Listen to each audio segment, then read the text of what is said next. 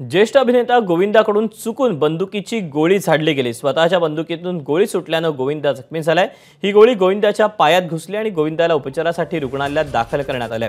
दरम्यान गोविंदाच्या पायात घुसलेली गोळी काढली असून या गोळीचा एक्सक्लुसिव्ह फोटो आता समोर आलाय।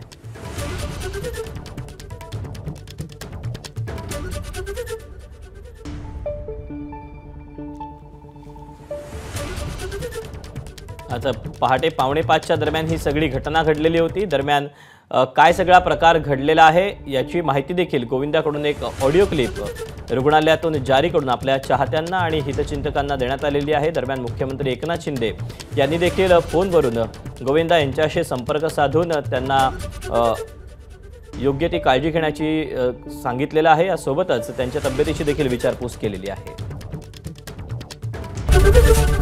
एबीपी माझा, उघडा डोळे बघा नीट।